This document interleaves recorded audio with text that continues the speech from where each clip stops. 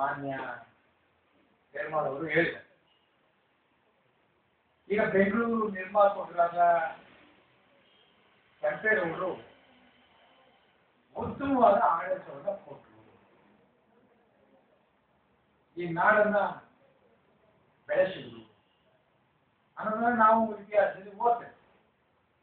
ಈಗ ಮಾನ್ಯ ಮುನಿಯಪ್ಪನವರು ಮಾತಾಡುವಾಗ ಹಲವಾರು ವಿಷಯಗಳನ್ನ ಪ್ರಸ್ತಾಪ ಮಾಡಿ ಈಗ ನಮ್ಮಲ್ಲಿ ಏನೂ ಆಗಿಲ್ಲ ಸ್ವಾತಂತ್ರ್ಯ ಬಂದ ಮೇಲೆ ಅಂತ ಹೇಳಕ್ ಸಾಧ್ಯ ಆಗಲ್ಲ. ಆದ್ರೆ ಎಷ್ಟರ ಮಟ್ಟಿನ ಅಭಿವೃದ್ಧಿ ಆಗಬೇಕಾಗಿತ್ತು ಅದು ಆಗಿಲ್ಲ. ಆಗದೆ ಇರೋದಕ್ಕೆ ಕಾರಣಗಳೇನು ಅದನ್ನ ಪ್ರಸ್ತಾಪ ಮಾಡಿ.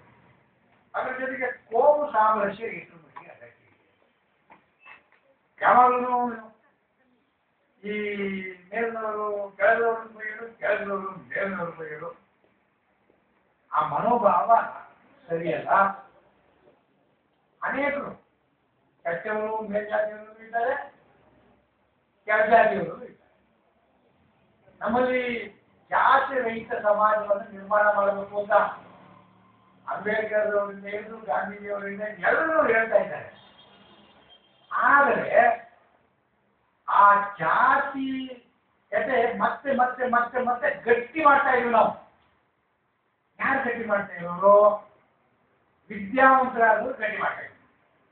ಅವ್ರು ರಾಜಕಾರಣಿಗಳಾಗಿರ್ಬೋದು, ಸರ್ಕಾರಿ ನೌಕರರಾಗಿರ್ಬೋದು, ಅವರು ಬೇರೆ ಬೇರೆ ಕೆಲಸ ಮಾಡ್ತಾ ಇರ್ತಕ್ಕಂಥ ಒಂದು ಒಳ್ಳೆ ವಿದ್ಯಾವಂತರು ಯಾಕೆ ಆ ಜಾತಿಯನ್ನು ಗಟ್ಟಿ ಮಾಡ್ತಾ ಇದ್ದೇವೆ? ನಮ್ಮ ಸ್ವಾರ್ಥಕ್ಕೋಸ್ಕರ ಗಟ್ಟಿ ಮಾಡ್ತಾ ಇದ್ದೇವೆ. ಆ ಜಾತಿಯ ಹೆಸರುತ್ತೆ ಒಂದು ಪ್ರಮೋಷನ್ ತಗೊಳ್ತಕ್ಕಂಥದ್ದು, ಜಾತಿಯ ಹೆಸರಲ್ಲಿ ಒಂದು ಪೋಸ್ಟಿಂಗ್ ಕೊಡ್ಕೊಳ್ತಕ್ಕಂಥದ್ದು, ಅಥವಾ ಯಾವುದೋ ಒಂದು ಅನುಕೂಲ ಮಾಡ್ತಕ್ಕಂಥದ್ದು. ಈ ರಾಜಕಾರಣಿ ಜಾತಿಯ ಸೇರಿ ಉಪಜಾತಿಯ ಸೇರಿ ತನಗೆ ಅನುಕೂಲ ನಾನು ಆಯ್ಕೆ ಆಗೋ ರೀತಿಯಲ್ಲಿ ಮಾಡ್ಕೊಳ್ತಕ್ಕಂಥದ್ದು. ಈ ಮುಖಾಂತರ ಅದನ್ನ ಗಟ್ಟಿ ಮಾಡ್ತಾ ಇದ್ದೀವಿ. ಈ ಅವಿದ್ಯಾವಂತ ಇದನ್ನಲ್ಲ ಅವ್ರು ಏನಪ್ಪ ಅಂತಂದ್ರೆ ಜಾತಿ ಅಂತ ಬಂದ್ಬಿಟ್ಟಿದೆಯಪ್ಪ, ನಾವು ಒಪ್ಪಂದಾಗ್ಲಿ ಬಂದ್ಬಿಟ್ಟಿದೆ ಅಷ್ಟೇ. ಇನ್ನೊಬ್ಬರ ಮೇಲೆ ದ್ವೇಷ ಇಲ್ಲ ಅವನಿಗೆ, ಇನ್ನೊಬ್ಬರನ್ನ ಕೀಳುವುದು ನೋಡಿದವನು. ಆದ್ರೆ ವಿದ್ಯಾವಂತರಾದವರು ನಯವಂತಿಕರಾಗಿದ್ದೀವಿ. ಮೇಲೆ ಚೆನ್ನಾಗಿ ಮಾತಾಡ್ತಾರೆ, ಅಲೋ ಅಲೋ ಅಂತೀವಿ. ಆದ್ರೆ ಒಳಗಡೆ ಎಲ್ಲಾ ರೀತಿ ಸಂಚಲನ ಮಾಡಿ ಇವರು ಅವ್ರನ್ನ ಸಂಹಾರ ಮಾಡೋದಕ್ಕೆ, ಅವರು ಇವರನ್ನು ಸಂಹಾರ ಮಾಡೋದಕ್ಕೆ ಒಂದು ಪ್ರಯತ್ನವನ್ನು ಮಾಡ್ತಾರೆ. ಆದ್ರಿಂದ ನಾವು ಈ ವ್ಯವಸ್ಥೆಯನ್ನು ಸೃಷ್ಟಿ ಮಾಡಿರೋದ್ರಿಂದ ನಮ್ಮಲ್ಲಿ ಈ ಪ್ರಜಾಪ್ರಭುತ್ವ ಅದೇ ಮುನಿಯಪ್ಪರು ಹೇಳಿದಾರ, ಈ ಬ್ರಿಟಿಷ್ ಮಾಡಲ್ ಸಿಸ್ಟಮ್ ಇದೆಯಲ್ಲ ಇದು ಹೊರ ಕೊಡ್ತಾ ಇಲ್ಲ ಅನ್ನೋದನ್ನ ಅವರು ಹೇಳಿದ್ರು. ಎಲ್ಲರೂ ಒಪ್ಕೊಳ್ಳೇಬೇಕಾದ್ರು. ಈಗ ಏನ್ ಮಾಡಬೇಕು? ಅವರೆಲ್ಲರೂ ರಿಫಾರ್ಮ್ ಸಿಸ್ಟಮ್ ಮತ್ತು ರೊಟೇಷನ್ ಎಲ್ಲ ಮಾತಾಡಿ ಈ ಎಲೆಕ್ಟ್ರಾನಿಕ್ ರಿಫಾರ್ಮ್ಸ್ ಆಗ್ಬೇಕಾಗೋದು ನಿಜ. ಯಾವುದೇ ರೀತಿ ಎಲೆಕ್ಟ್ರಾನಿಕ್ ರಿಫಾರ್ಮ್ಸ್ ಮಾಡಿದ್ರು ನನ್ನ ಪ್ರಕಾರ ಈ ಜಾತಿ ಭಾವನೆಯಿಂದ ಏನೋ ಹೋಗಕ್ಕಾಗಲ್ಲ. ಅವ್ನ ಜಾತಿಗೆ ಓಡಾಡೋದು. ಅದಕ್ಕೆ ನಾನು ಯಾವಾಗಲೂ ಹೇಳೋದೇನಪ್ಪ ಅಂದ್ರೆ, ನಾನು ವೈಯಕ್ತಿಕ ವಿಚಾರ ಯಾವಾಗಲೂ ಹೇಳೋದೇನಪ್ಪ ಅಂದ್ರೆ ಡೈರೆಕ್ಟ್ ಎಲೆಕ್ಷನ್ ಬರಬೇಕು ಅಮೆರಿಕಾ ರೀತಿಯಲ್ಲಿ. ಈಗ ಮೊನ್ನೆ ಆ ಕ್ರೊಯೇಷಿಯಾ ಹೇಳ್ತಾರೆ chief election commissioner, election for the biggest source of corruption. ನೀವು ಬಹಳ ಜನ ಹಳ್ಳಿಯಿಂದ ಬಂದಿರ್ಬೋದು. ಒಬ್ಬ ಪಂಚಾಯತಿ ಕೇಳೋದಕ್ಕೆ ಲಕ್ಷ ಖರ್ಚು ಮಾಡ್ತಾ ಇರೋದು. ಡಾಕ್ಟರ್ ಮೇಲೆ ನಾವು ಮೊದಲನೇ ಸಾರಿ ಚುನಾವಣೆ ಲಕ್ಷ ಖರ್ಚಾಗಿಲ್ಲ ನಿಮಗೆ ಅಸೆಂಬ್ಲಿ. ಇವತ್ತೇನಪ್ಪ ಅಂದ್ರೆ 2 ಲಕ್ಷ 3 ಲಕ್ಷ 4 ಲಕ್ಷ ಮೇಲೆ ಖರ್ಚು ಮಾಡ್ತಾರೆ ಪಂಚಾಯತಿ ಚುನಾವಣೆಗೆ. ಅಲ್ಲಿ ಓಟ್ ಸೇರಿದ್ರೆ 200-250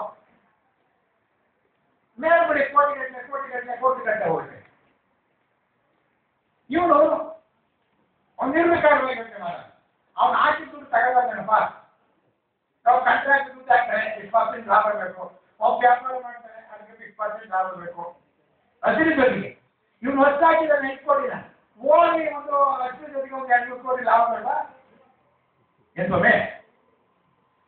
ಈ ರೀತಿ ಎರಡನ್ನೂ ಸಹ ಈ ದೇಶವನ್ನ ನಾಶ ಮಾಡೋದಕ್ಕೆ ಲೂಟ್ ಮಾಡಕ್ಕೆ ನಿಂತಿದ್ದಾರೆ. ಅದು ಎಲ್ಲರೂ ಗೊತ್ತಿರೋ ವಿಚಾರ.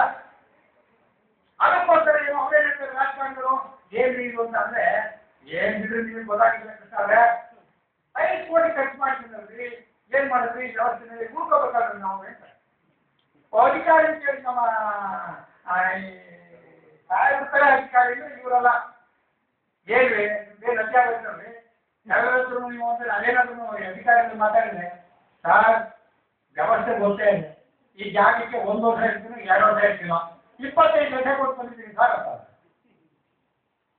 ಆ ಮಾತು ಅವನು 10 ಲಕ್ಷ ಕೊಟ್ಟು ಒಂದು ಕೊಟ್ಟಿದ್ದಾನೆ ಮತ್ತೆ ನಾವು ಮಾನ್ಯ ಸದಾನಂದ ಗೌಡರಿಗೆ ಒಂದು ಮೆಮೊರಾಂಡಮ್ ಕೊಟ್ವಿ ಸ್ವಾಮಿ ನೀವು ಏನೇ ಮಾತಾಡಿ ಇಡೀ ರಾಜಕೀಯ ಕುಲಕ್ಕೆ ರಾಜಕಾರಣಿಗಳು ಅಂತಂದ್ರೆ ಸಮಾಜ ದ್ರೋಹಿಗಳು ಅಂತಕ್ಕಂಥ ಒಂದು ಭಾವನೆ ಬಂದಿದೆ ಅದನ್ನು ತಪ್ಪಿಸಬೇಕಾದ್ರೂ ಎಲ್ಲಾ ರಾಜಕಾರಣಿಗಳು ಎಲ್ಲಾ ರಾಜಕೀಯ ಪಕ್ಷಗಳು ಅವರೆಲ್ಲರೂ ಸೇರಿ ಮಾಡಬೇಕಾದ ಕೆಲಸ ನೀವೇನಾದ್ರೂ ಈ ಭ್ರಷ್ಟಾಚಾರ ಕಡಿಮೆ ಮಾಡಬೇಕಾದ್ರೆ ಮೊದಲು ನಿಮ್ಮ ವರ್ಗಾವಣೆ ನೀತಿ ಸೇರ್ಪಡಿಸಿ ಸ್ವಾಮಿ ಅಂತ ಹೇಳೋದು ಮೆಮೊರಾಂಡಮ್ ಕೊಟ್ಟಿದ್ವಿ ಏನು ಹೇಳಿ ಈ ಕ್ಲಾಸ್ ಸಿ ಅಂಡ್ ಗ್ರೂಪ್ ಇದೆಯಲ್ಲ ಈ ಮೇಲ್ಗಡೆ ಮಾಡ್ತಾ ಇಲ್ಲ ನಮ್ಮ ಗೋವಿಂದಗೌಡರು ಪಾಪ ಕೌನ್ಸಿಲಿಂಗ್ ಸಿಸ್ಟಮ್ ತಗೊಂಡು ಎಲ್ಲ ಕೌನ್ಸಿಲಿಂಗ್ ಮಾಡ್ತೀವಿ ನೀವು ಯಾವುದೋ ಒಂದು ನಿಮಗೆ ಮೇಲೆ ಯಾವುದೋ ಅರ್ಜಿ ಬರ್ತದೆ ವಿಚಾರಣೆ ಮಾಡಿ 6 ತಿಂಗಳಿಗೆ ಅವ್ನು ತಪ್ಪು ಮಾಡಿದ್ರೆ ಶಿಕ್ಷೆ ಕೊಡಿ ಆ ವರ್ಗಾವಣೆ ಪರಿಹಾರ ಅಲ್ಲ ನಾವೇನ್ರಿ ನೋಡಿ ಸ್ವಾಮಿ ನಾವು ಫಸ್ಟು MLA ಆಗಿ ಬಂದಾಗ ಕಾವಲುಗಳಿದ್ದು ನಾನು ಕೇಳ್ತೇನೆ ಸ್ವಾಮಿ ಯಾವಾಗ ಒಳ್ಳೆ ಒಂದು ವರ್ಕಿಂಗ್ PWDನಲ್ಲೋ ಎಜುಕೇಷನ್ನಲ್ಲೋ ಒಂದು ವರ್ಕಿಂಗ್ ಡಿವಿಷನ್ ಇದೆ ಎಕ್ಸಿಕ್ಯೂಟಿವ್ ಇಂಜಿನಿಯರ್ ಬರಬೇಕು ಅಂದರೆ ಒಂದು 25,000 ರೂಪಾಯಿ ಕೊಡೋಣ ಒಳ್ಳೆಯ ಪ್ರಶ್ನೆ ಇಲ್ಲಿ ಮಂತ್ರಿಗಳು ಇನ್ನೂ ಅದು ಕೊಟ್ಟಿರಲಿಲ್ಲ ಇವತ್ತು ಆ 25,000ಕ್ಕೆ ಕೋಟಿ ಕೊಡ್ತಾರೆ ಇವತ್ತು ನಾವು ಆ ಮೆಮೊರಾಂಡಮ್ ಹೇಳ್ತೀವಿ ಸ್ವಾಮಿ ಸದಾನಂದ